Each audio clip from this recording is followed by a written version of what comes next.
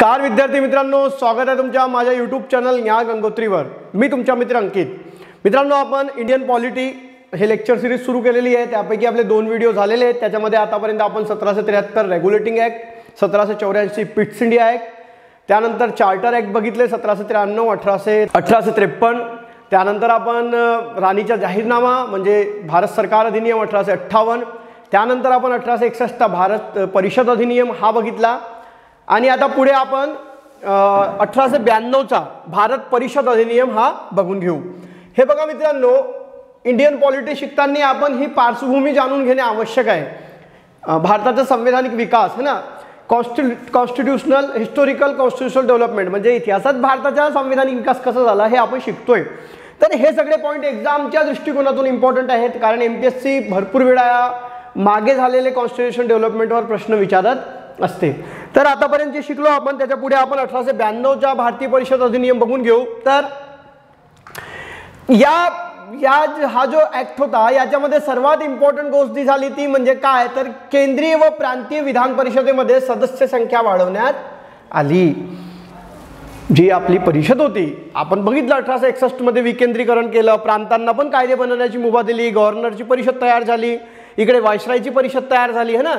मग त्या लोकांना कायदे बनवताना सदस्यांची गरज होती, मग ते सदस्य संख्या त्या परिषदमध्ये वाढवण्यात आली। ती जास्तीत जास्त केंद्रीय विधान परिषदमध्ये किती करण्यात आली, 16 ही करण्यात आली। बरं, मग जे केंद्रीय विधान परिषदेचे जे सदस्य होते त्यांना काही अधिकार पण देण्यात आले। हे बघा, मी केंद्रीय विधान परिषद म्हणतोय, जर इथं आयोगाने असा प्रश्न केला की 1892च्या कायद्याने प्रांतीय विधान परिषदेच्या सदस्यांना वित्तीय विवरण म्हणजे बजेटवर विचार प्रकट करण्याचे अधिकार देण्यात आले, अशा प्रकारे प्रश्न आला तर तो आपला चुकीचा ठरू शकतो। म्हणून इथं जो पॉइंट आउट केलाय, केंद्रीय विधान परिषदमध्ये 1892च्या कायद्याने बजेटवर विचार प्रकट करण्याची मुभा ही सदस्यांना देण्यात आली। आता हे जे विधान परिषद सदस्य होते, केंद्रीय विधान परिषदेचे सदस्य होते है ना, ते बजेटवर प्रश्न करू शकत होते। प्रश्न म्हणजे विचार प्रकट करू शकत होते, चर्चा करू शकत होते, प्रश्न नाही चर्चा करू शकत होते है ना। दुसरा की सार्वजनिक हिताचे जे प्रश्न होते, सार्वजनिक हिताचे जे बिल होते किंवा सार्वजनिक हिताशी संबंधित जे विषय होते त्या विषयांवर 6 दिवस अगोदर सूचना देऊन सदस्यांना प्रश्न विचारण्याची पॉवर किंवा अधिकार देण्यात आला। हे 2 अधिकार 1892च्या कायद्याने विधान परिषदेच्या केंद्रीय विधान परिषदेच्या सदस्यांना देण्यात आले। हे लक्षात ठेवायचं आहे ना की हे 2 अधिकार कोणकोणते आहेत, एक चर्चा करायची बजेटवर आणि दुसरा सार्वजनिक हिताचे जर प्रश्न असतील तर 6 दिवस अगोदर नोटीस देऊन त्याच्यावर ते प्रश्न विचारू शकत होते। फक्त प्रश्न विचारू शकत होते, त्याच्यावर पूरक प्रश्न विचारू शकत नव्हते। आपण पॉलिटिकल मध्ये पुढे शिकू, प्रश्न 3-4 प्रकारचे असतात, तारांकित, अतारांकित है ना। मग त्याच्यामध्ये आपल्याला कळेल हे की प्रश्न आणि त्यानंतर अनुपूरक प्रश्न विचारले जातात। बरं, त्यानंतर तिसरा जो पॉइंट आहे 1892च्या ऍक्टचा, तो म्हणजे काय, तर चुनाव। हे बघा मित्रांनो, आता भारतात लोकशाही आहे, आपण वोट देतो आणि लोकांना निवडून देतो। मग ही वोट देण्याची जी प्रक्रिया आहे त्याच्या सर्वात पहिला जो उल्लेख म्हणता येईल किंवा त्याचा वापर म्हणता येईल ते 1892च्या कायद्याने त्यांनी करून घेतलेला आहे, ब्रिटिश गव्हर्नमेंटने है ना। या कायद्यामध्ये त्यांनी 10 गैर सरकारी सदस्य हे निवडायचे होते विधान परिषदेमध्ये, कोणाच्या, केंद्रीय विधान परिषदेमध्ये है ना। मग ते 10 गैर जे सदस्य होते त्याच्यापैकी 5 हे निर्वाचित होते आणि 5 हे मनोनीत होते। मनोनीत म्हणजे व्हॉइसराय निवडायचा, मनोनीत करायचा, आणि 5 हे निर्वाचित होते। पण हे जे 5 निर्वाचित होते हे निर्वाचित म्हणजे डायरेक्ट लोकांनी निवडलं होतं का यांना, नाही, तर नगरपालिका, महानगरपालिका, विश्वविद्यालय है ना, अशा प्रकारे जे वेगवेगळ्या संस्था होते हे आपल्या प्रतिनिधींना निवडून कुठे पाठवायचे, प्रांतीय विधान परिषदेमध्ये पाठवायचे।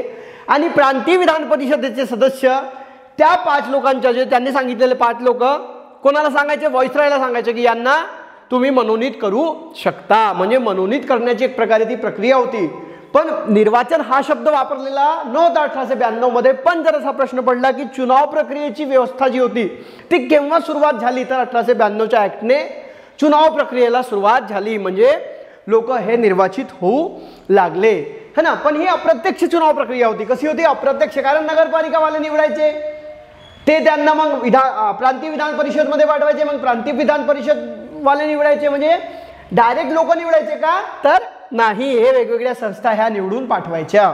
ठीक आहे, पण हे लक्षात ठेवा आता की बजेटवर चर्चा करण्याचा अधिकार केंद्रीय विधान परिषदच्या सदस्यांना केव्हा भेटला, तर 1892च्या ऍक्टने भेटला। आणि निर्वाचन प्रक्रियेची पुसटची संकल्पना तेव्हा लोकांना देण्यात आली. ठीक आहे, पुढे बघू आपण.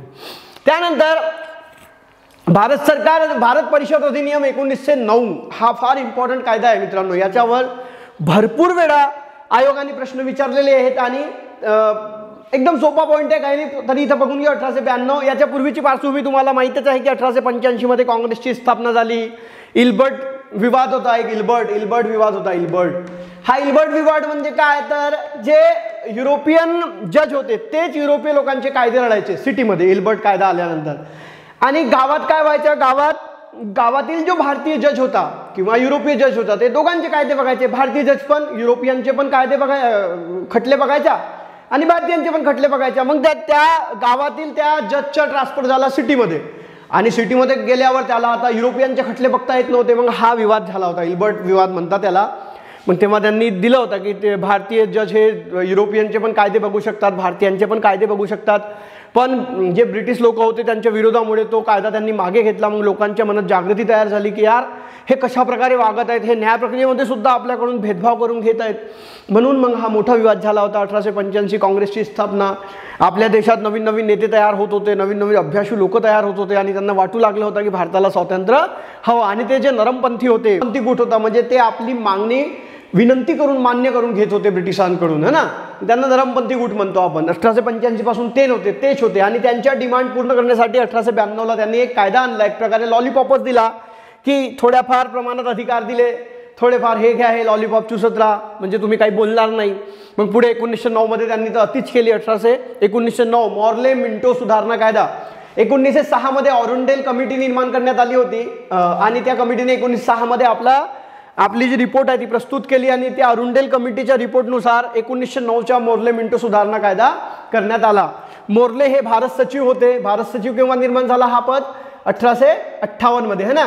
आणि मिंटो हे व्हॉइसरॉय होते आणि या दोघांनी मिळून हा कायदा मांडला म्हणून याला मॉर्ले मिंटो सुधारणा कायदा असं म्हणतो आपण. याला सांप्रदायिक कायदा सुद्धा म्हटलं जातं. ते बघू का म्हटलं जातं.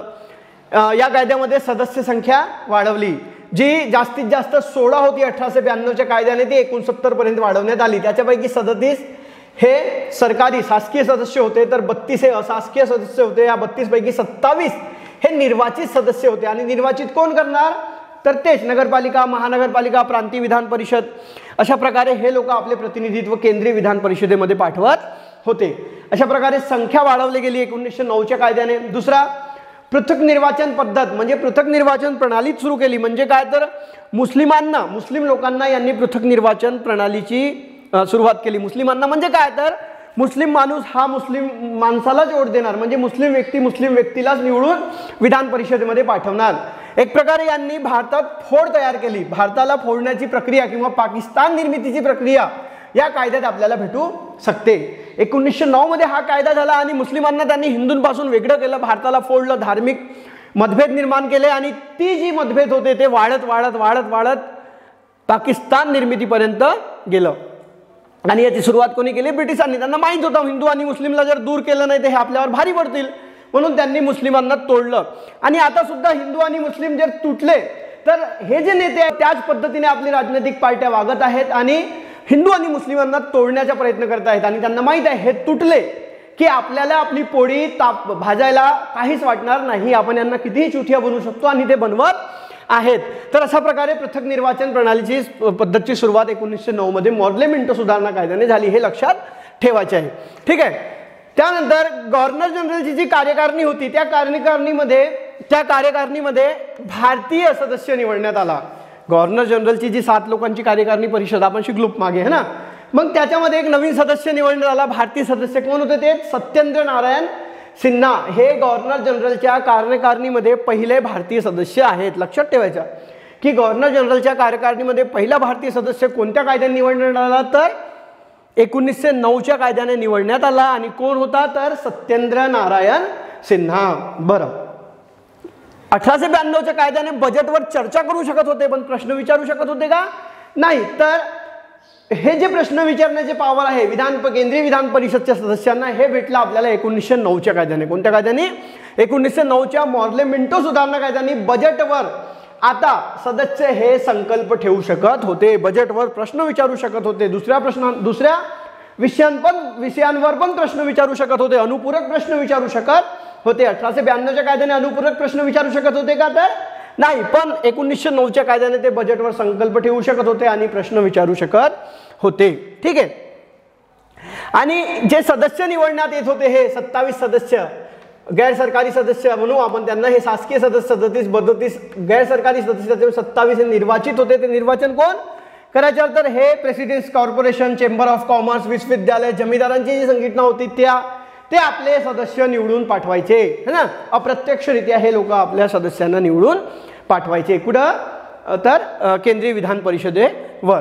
तर अशा प्रकारे 1909चा कायदा हा का लक्षात ठेवायचा आहे? तर सांप्रदायिक निर्वाचन पद्धत इथून सुरू झाली. हा फार इम्पॉर्टंट पॉईंट आहे. आणि बजेटवर प्रश्न विचारण्याचे पॉवर्स केंद्रीय विधान परिषदे सदस्यांना देण्यात आले. कोणत्या कायद्याने? तर 1909च्या मोर्ले मिंटो सुधारणा कायद्याने. आता पुढे आपण भारत सरकार अधिनियम, है ना, सॉरी, आता पुढे आपण भारत परिषद अधिनियम 1919 बघून घेऊ. त्याला मॉन्टेग्यू चेम्सफोर्ड सुधारणा कायदा म्हणतात. आणि त्यानंतर 1935चा भारत सरकार अधिनियम हे बघून घेऊ. धन्यवाद.